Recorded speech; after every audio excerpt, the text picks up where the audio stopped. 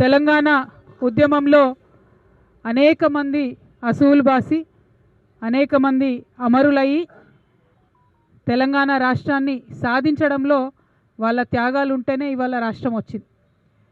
తెచ్చుకున్నటువంటి ఈ రాష్ట్రంలో ఏ ఆశయాల కోసమైతే ఆ అమరులు ప్రాణం విడిచిండ్రో మరి వారి ఆశయాల సాధనలో ఎంతవరకు ముందుకొచ్చామని ప్రతి ఒక్కరం కూడా ఆలోచించుకోవాల్సినటువంటి సందర్భం వచ్చింది.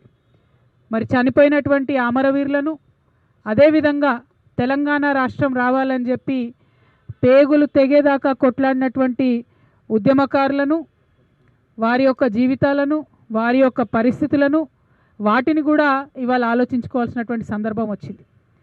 తెలంగాణ రాష్ట్రం రావడానికి 1200 మంది అమరులైనరని చెప్పి మనమే అనేక సార్లు చెప్పుకున్నాం, అసెంబ్లీలో చెప్పినాం, అన్ని చోట్ల చెప్పినాం.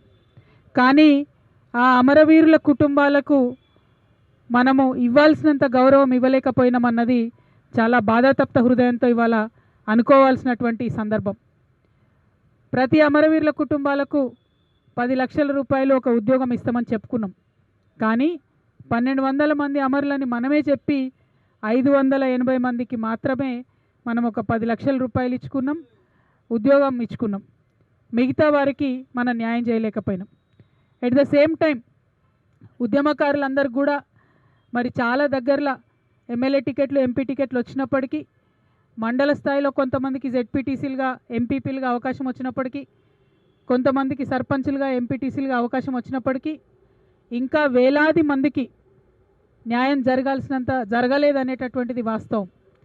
అందుకే తెలంగాణ ఉద్యమకారుల ఫోరం అని చెప్పి ఆ పేరుతోని ఇంకా రకరకాల పేర్లతోని ప్రతి జిల్లాలో, ప్రతి మండలంలో ఉద్యమకారులందరూ కూడా పోరాటం చేస్తున్న విషయం మీ అందరికీ తెలిసిందే.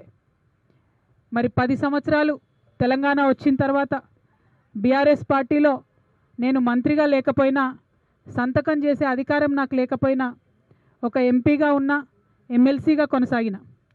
ఆనాడు చాలా సందర్భాలలో మిగతా అమరవీరుల కుటుంబాలకు ఎవరికైతే డబ్బులు అందలేదో వారికి ఇంకో రూపంగా డబ్బులు ఇవ్వాలని అంతర్గత వేదికల మీద అనేక సందర్భాల్లో నేను చెప్పడం జరిగింది. కానీ ఇవాళ నేను మనస్ఫూర్తిగా అమరవీరుల కుటుంబ సభ్యులకు, అమరవీరులకు, తెలంగాణ ఉద్యమకారులకు చేతులెత్తి నమస్కరించి క్షమాపణ కోరుతా ఉన్నా. ఎందుకోసమంటే ఆనాడు నేను మీకోసం కొట్లాడినా కానీ ఇంకా గట్టిగా కొట్లాడేది ఉంటుంది, సాధించుకునే వరకు మీకోసం కొట్లాడేది.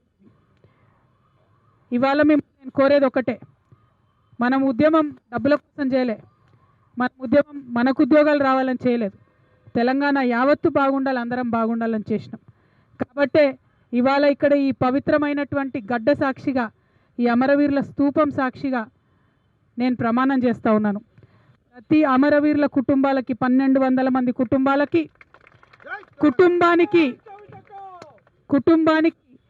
₹1 కోటి ఇవ్వాలని ఈ ప్రభుత్వాన్ని నేను డిమాండ్ చేస్తూ ఉన్నాను.